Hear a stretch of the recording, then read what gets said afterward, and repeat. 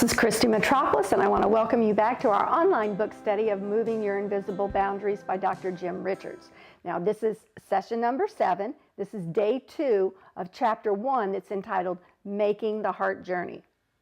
On page 18, Dr. Jim Richards says, grieving is what happens when we experience loss, whether real or imagined. In other words, the day-to-day struggle with the same issues can wear us down, affecting our heart like a wound that occurs in the battle of life. The result is an overwhelming sense of loss, lack, or failure. This feeling of loss is what we feel when hope is gone.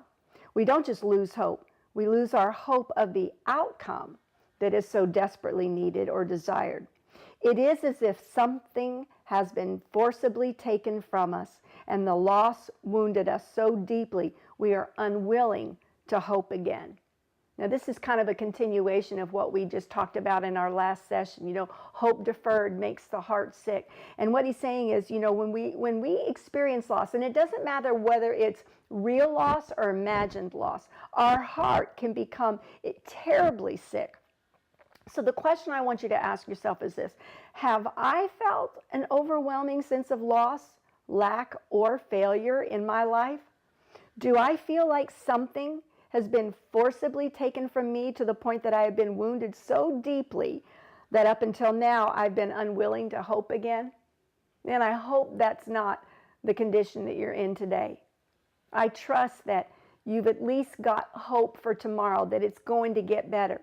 But I will tell you this, that it doesn't matter whether that tragedy is real or imagined. You know, some things are very tangible, like the death of a spouse or a child or a sibling or a divorce you could go through or a loss of a job. All of those things are very tangible. But other things that cause us to feel deep loss in our lives are things like opportunities that you think passed you by, or maybe it could just be rejection from somebody. You know, those things can wound your heart, and they can keep you from hoping. And what God wants to do is He wants us to get our sense of hope back. He wants us to get to the place where, you know, even if we are experiencing that and we feel that we admit it and we say, listen, I don't want to live heart sick anymore.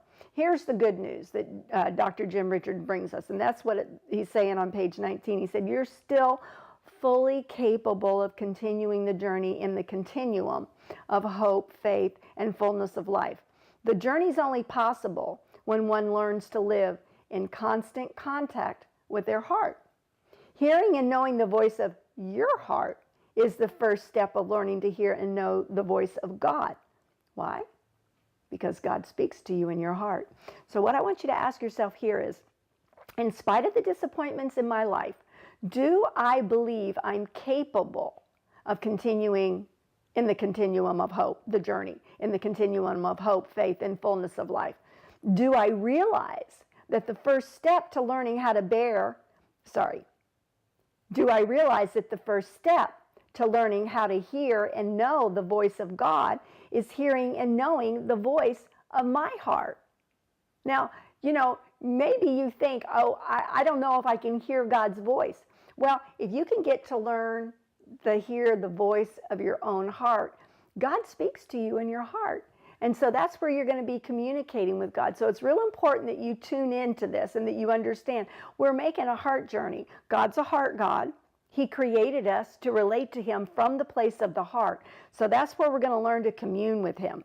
So when we get to this juncture in life and we're saying, okay, I realize that I have boundaries that have been set up in my heart, things that have kept me from moving forward in life. Maybe I've not been able to make decisions clearly because I'm always afraid that I'm going to make the wrong decision, or I fear failure, so I don't ever step out and do anything different because of my fear of failure. All of those things can be boundaries that we have in our own heart, and it's not that God's limiting you to a certain kind of life, it's you've limited yourself. So what we want to do is we want to ask ourselves, am I ready to make a paradigm shift and take what I've learned in the past and apply it in such a way that it'll actually work in my life?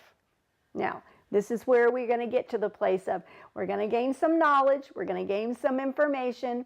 Dr. Richards is going to give us some tools to be able to change the wrong beliefs of our heart and exchange these faulty opinions that we have either about ourselves or about God. And we're going to be able to move forward in life just taking these things one at a time.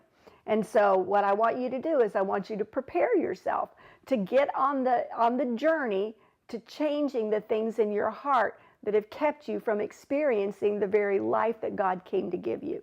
This is going to be a great time of evaluation. We're not going to beat ourselves up when we realize we believe something wrong. We're just going to say, okay, I see that that's not how God looks at me, and from His perspective, I'm complete in Christ, so I'm going to take on His identity now. And when you do that, you're going to move those invisible boundaries. So, this is Christy Metropolis reminding you that you can move your invisible boundaries.